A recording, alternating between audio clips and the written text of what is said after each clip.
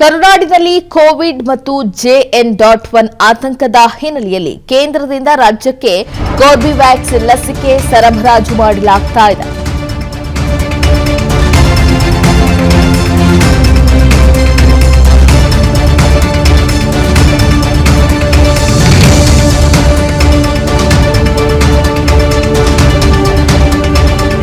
ಕರ್ನಾಟಕಕ್ಕೆ 30,000 ಕೋರ್ಬಿವ್ಯಾಕ್ಸ್ ಲಸಿಕೆ ಸರಬರಾಜಾಗ್ತಾ ಇದೆ. ಅವಶ್ಯಕತೆಗೆ ಅನುಸಾರವಾಗಿ ಜಿಲ್ಲೆಗಳಿಗೆ ಲಸಿಕೆಯನ್ನು ಹಂಚಿಕೆ ಮಾಡಲಾಗುತ್ತೆ. 60 ವರ್ಷ ಮೇಲ್ಪಟ್ಟವರು, ಆರೋಗ್ಯ ಕಾರ್ಯಕರ್ತರು, ಕಡಿಮೆ ರೋಗ ನಿರೋಧಕ ಶಕ್ತಿ ಉಳ್ಳವರಿಗೆ ಇದನ್ನ ಕೊಡಲಾಗುತ್ತೆ. ಲಸಿಕೆ ಹಂಚಿಕೆಯಲ್ಲಿ ಬಿಬಿಎಂಪಿ ವ್ಯಾಪ್ತಿಗೆ ಇದು ಸಿಂಹಪಾಲಾಗುತ್ತೆ. ಈಗಾಗಲೇ ಕೋವಿಡ್ನ ಪ್ರಮಾಣ ಕೂಡ ಹೆಚ್ಚಾಗ್ತಾ ಇದೆ. ದಿನದಿಂದ ದಿನಕ್ಕೆ JN.1 ಆತಂಕ ಇರುವಂತಹ ಹಿನ್ನೆಲೆಯಲ್ಲಿ ಈಗ ಕೋರ್ಬಿವ್ಯಾಕ್ಸಿನ್ ಅನ್ನ ಕೇಂದ್ರದಿಂದ ರಾಜ್ಯಕ್ಕೆ ಸರಬರಾಜು ಮಾಡಲಾಗ್ತಾ ಇದೆ. ಪ್ರಮುಖವಾಗಿ 60 ವರ್ಷ ಮೇಲ್ಪಟ್ಟವರು, ಆರೋಗ್ಯ ಕಾರ್ಯಕರ್ತರು ಅಥವಾ ಸಿಬ್ಬಂದಿಗಳಾಗಿರ್ಬೋದು, ಜೊತೆಗೆ ಯಾರಲ್ಲಿ ರೋಗ ನಿರೋಧಕ ಶಕ್ತಿ ಕಡಿಮೆ ಇದೆ ಅವರಿಗೆ ಇದನ್ನ ಕೊಡಲಾಗುತ್ತೆ. ಈಗಾಗಲೇ ಬಿಬಿಎಂಪಿ ವ್ಯಾಪ್ತಿಯ ವಲಯದಲ್ಲೂ ಕೂಡ ಹೆಚ್ಚಿನ ನಿಗಾವನ್ನ ಇಟ್ಕೊಳ್ಳಲಾಗಿದೆ. ಆಯಾಯ ಜಿಲ್ಲೆಗಳಲ್ಲಿ ಯಾವ ರೀತಿಯ ಕೋವಿಡ್ ಪ್ರಮಾಣಗಳಿದೆ ಅನ್ನೋದಕ್ಕೆ ಸಂಬಂಧಪಟ್ಟಂತೆ ಆರೋಗ್ಯ ಇಲಾಖೆ ಅಧಿಕಾರಿಗಳು ಕೂಡ ನಿಗಾವನ್ನ ವಹಿಸಿದ್ದಾರೆ.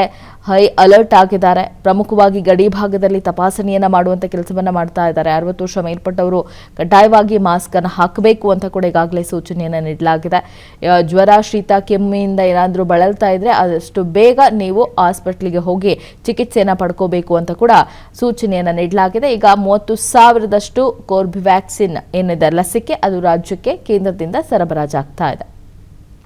ಈ ಬಗ್ಗೆ ಮತ್ತಷ್ಟು ಡೀಟೇಲ್ಸ್ ಕೊಡ್ತಾರೆ ನಮ್ಮ ಪ್ರತಿನಿಧಿ ಲಕ್ಷ್ಮೀ ನರಸಿಂಹ. Good morning. ಈಗಾಗಲೇ 30,000ದಷ್ಟು ಲಸಿಕೆಯನ್ನ ಸರಬರಾಜು ಮಾಡಲಾಗ್ತಾ ಇದೆ.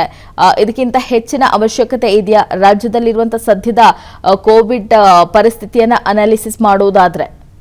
ಹೌದು ಲಿನೇಶ್ರೀ, ಏನು ಈಗಾಗಲೇ ಕೂಡ ರಾಜ್ಯದಾದ್ಯಂತ ಕೊರೋನಾ ಸಕ್ರಿಯ ಪ್ರಕರಣಗಳ ಸಂಖ್ಯೆ 1245 ಇರತಕ್ಕಂಥದ್ದು. ಅದಲ್ಲದೆ ಇತ್ತೀಚೆಗೆ ಸೇರಿದಂತಹ ಕೊರೋನಾ ಬುಲೆಟಿನಲ್ಲಿ ಕಳೆದ 24 ಗಂಟೆಯಲ್ಲಿ 296 ಕೋವಿಡ್ ಪ್ರಕರಣಗಳು ವರದಿಯಾಗಿರ್ತಕ್ಕಂಥದ್ದು. ಈ ಹಿನ್ನೆಲೆ ಇನ್ನೂ ಕೂಡ ರಾಜ್ಯದಲ್ಲಿ ಕೋವಿಡ್ ನ ಆತಂಕ ಮತ್ತೆ ಕೋವಿಡ್ ನ ರೂಪಾಂತರಿ JN.1 ಆತಂಕ ಕೂಡ ಇನ್ನೂ ಕೂಡ ಹೆಚ್ಚಾಗ್ತಾ ಇರ್ತಕ್ಕಂಥದ್ದು. ಈ ಹಿನ್ನೆಲೆ ಮೊನ್ನೆ ನಡೆದಂತಹ ಕೋವಿಡ್ ಉಪ ಸಮಿತಿಯ ಒಂದು ಸಭೆ ಏನಿತ್ತು, ಸಚಿವರು ಮತ್ತು ಎಲ್ಲಾ ತಾಂತ್ರಿಕ ಸಮಿತಿ ಸದಸ್ಯರು ಕೂಡ ಭಾಗಿಯಾಗಿದ್ರು. ಈ ಒಂದು ಸಭೆಯಲ್ಲಿ ಅವರು ಮಾಹಿತಿಯನ್ನ ಕೊಟ್ಟಿದ್ರು. ಏನಂದ್ರೆ, ಕೋರ್ಬಿವ್ಯಾಕ್ಸ್ಗೆ ನಾವು ಬೇಡಿಕೆಯನ್ನು ಇಟ್ಟಿದ್ದೀರಿ, ಕೇಂದ್ರ ಸರ್ಕಾರದಿಂದ 30,000 ಕೋರ್ಬಿವ್ಯಾಕ್ಸ್ ಗಳನ್ನ ನಾವು ತರ್ಸ್ಕೊಂತಾ ಇದೀರಿ ಅಂತಕ್ಕಂಥ ಮಾಹಿತಿಯನ್ನು ಕೂಡ ಕೊಟ್ಟಿದ್ರು. ಅದರ ಒಂದು ಭಾಗವಾಗಿ ನಿನ್ನೆ ಅಷ್ಟೇ ಏನು ಕೇಂದ್ರದಿಂದ ರಾಜ್ಯ ಸರ್ಕಾರಕ್ಕೆ ಕೋರ್ಬಿವ್ಯಾಕ್ಸ್ 30,000 ಕೋರ್ಬಿವ್ಯಾಕ್ಸ್ ಗಳು ಸಪ್ಲೈ ಆಗಿರ್ತಕ್ಕಂಥದ್ದು. ಈ ಬಗ್ಗೆ ಅಧಿಕೃತವಾಗಿ ಆರೋಗ್ಯ ಇಲಾಖೆ ಮಾಹಿತಿಯನ್ನ ಕೊಟ್ಟಿದೆ. ಎಸ್ಪೆಷಲಿ ಈ ಒಂದು 30,000 ಕೋರ್ಬಿವ್ಯಾಕ್ಸ್ ಏನಿದೆ, ಇದನ್ನ ಯಾರ್ಯಾರು ಈ ಒಂದು ಕೋವಿಡ್ ಆತಂಕಕ್ಕೆ ಜಾಸ್ತಿ ಗುರಿ ಆಗ್ತಾ ಇದ್ದಾರೆ ಮತ್ತು ಯಾರು 60 ವರ್ಷ ಮೇಲ್ಪಟ್ಟವರು, ಅಂದ್ರೆ ಇದಕ್ಕಿಂತ ಮುಂಚೆ ಕೂಡ ಹೇಳಿದ್ರು, ಹೆಚ್ಚಾಗಿ ಜಾಗರೂಕರಾಗಿರ್ತಕ್ಕಂಥದ್ದು 60 ವರ್ಷ ಮೇಲ್ಪಟ್ಟ ಹಿರಿಯ ನಾಗರಿಕರು ತುಂಬಾನೇ ಜಾಗರೂಕರಾಗಿರ್ಬೇಕು. ಹಾಗೂ ಕಡಿಮೆ ರೋಗ ನಿರೋಧಕ ಶಕ್ತಿಯನ್ನು ಹೊಂದಿರತಕ್ಕಂಥವ್ರು ಮತ್ತು ಪ್ರಿಫರೆನ್ಸ್ ಗಳಾಗಿ ಆದ್ಯತೆ ಮೇರೆಗೆ ಆರೋಗ್ಯ ಕಾರ್ಯಕರ್ತರಿಗೂ ಕೂಡ ಈ ಒಂದು ಲಸಿಕೆಗಳನ್ನ ಮೀಸಲಿಟ್ಟಿರ್ತಕ್ಕಂಥ ಮಾಹಿತಿಯನ್ನ ಕೊಟ್ಟಿದ್ದಾರೆ. ಯಾಕಂದ್ರೆ ಮೊದಲನೇದಾಗಿ ಇಂತಹ ವ್ಯಕ್ತಿಗಳಿಗೆ, ಅದರಲ್ಲೂ ಕೂಡ ಆರೋಗ್ಯ ಕಾರ್ಯಕರ್ತರು ಮತ್ತು 60 ವರ್ಷ ಮೇಲ್ಪಟ್ಟವರು, ಕಡಿಮೆ ನಿರೋಧಕ ಶಕ್ತಿಯನ್ನು ಹೊಂದಿರತಕ್ಕಂಥ ಮಂದಿಗೆ ಈ ಒಂದು ಕೋರ್ಬಿವ್ಯಾಕ್ಸ್ ಗಳನ್ನ ಮೀಸಲಿಟ್ಟಿದ್ದೀರಿ ಅಂತಕ್ಕಂಥ ಮಾಹಿತಿಯನ್ನ ಆರೋಗ್ಯ ಇಲಾಖೆ ಕೊಟ್ಟಿರುವಂತದ್ದು. ಲಿನೇಶ್ರೀ, ಥ್ಯಾಂಕ್ ಯು ಲಕ್ಷ್ಮೀ ನರಸಿಂಹ.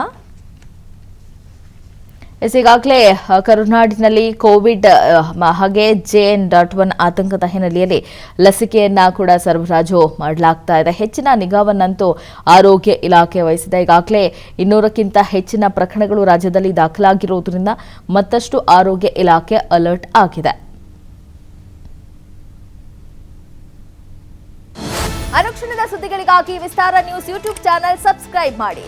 ಹೊಸ ಸುದ್ದಿಗಳ ನೋಟಿಫಿಕೇಶನ್ಗಾಗಿ ಬೆಲ್ ಐಕಾನ್ ಕ್ಲಿಕ್ ಮಾಡಿ. ಲೇಟೆಸ್ಟ್ ಅಪ್ಡೇಟ್ಸ್ಗಾಗಿ www.vistaranews.com ವೆಬ್ಸೈಟ್ಗೆ ವಿಸಿಟ್ ಮಾಡಿ. ಅಂಗೈಯಲ್ಲೇ ಜಗತ್ತಿನ ಸುದ್ದಿ ತಿಳಿಯಲು ವಿಸ್ತಾರ ನ್ಯೂಸ್ ಕನ್ನಡ ಆಪ್ ಡೌನ್ಲೋಡ್ ಮಾಡಿ.